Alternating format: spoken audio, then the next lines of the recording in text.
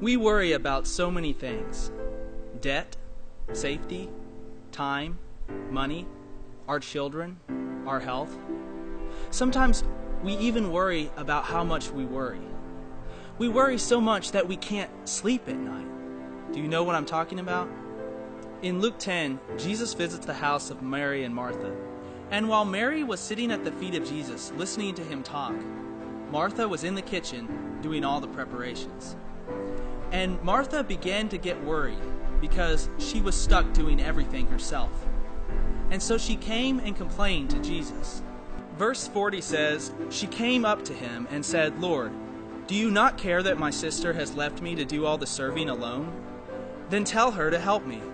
But the Lord answered and said to her, 'Martha, Martha, you are worried and bothered about so many things, but only one thing is necessary.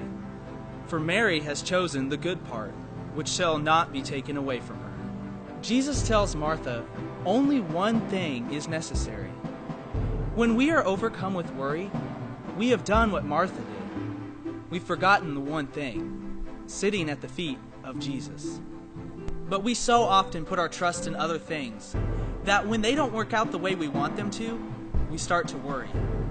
And we become afraid because we're so focused on our own agenda. And when something gets off track, we can't handle it because we've lost control. But the real problem is not that we've lost control, but that we have forgotten that we were never meant to be in control in the first place. In John 14:1, Jesus says, "Do not let your heart be troubled. Believe in God. Believe also in me."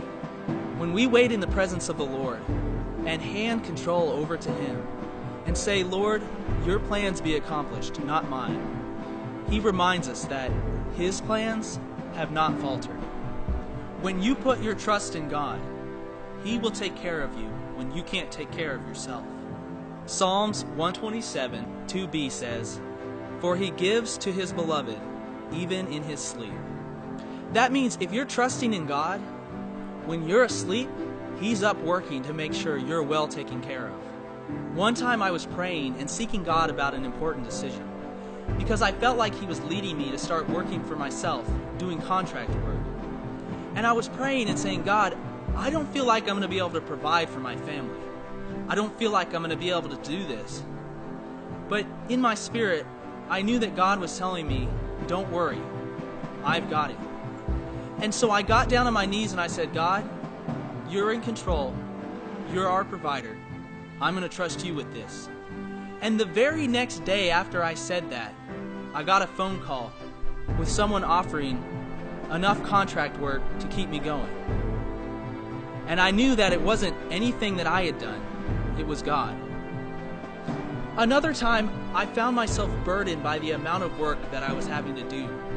I was working late hours because I was worried that if I didn't work enough, I wouldn't be able to provide for my family. And so I came before God and said, "God, I'm tired.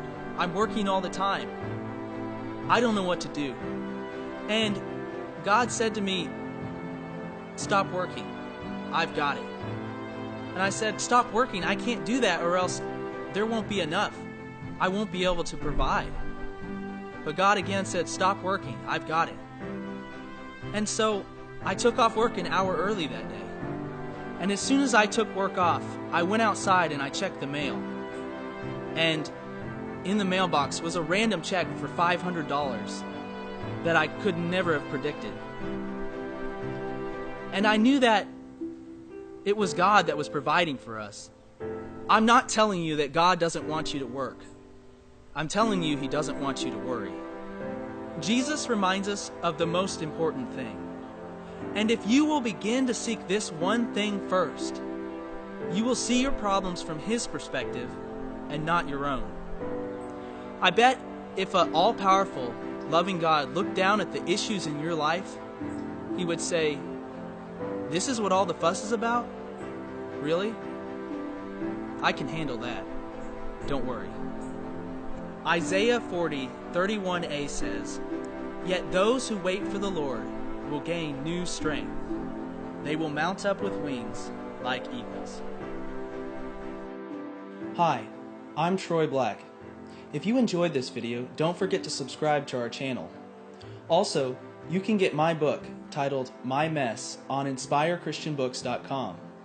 It's the story about how I was alone, trapped by sin, and searching for meaning, and about how one night I cried out to God and said, "God, if you're real, I've got to know." What happened next, I could never have imagined. If you're hurting, alone, or trapped, I encourage you to read this book. You will see the power of God at work in your life.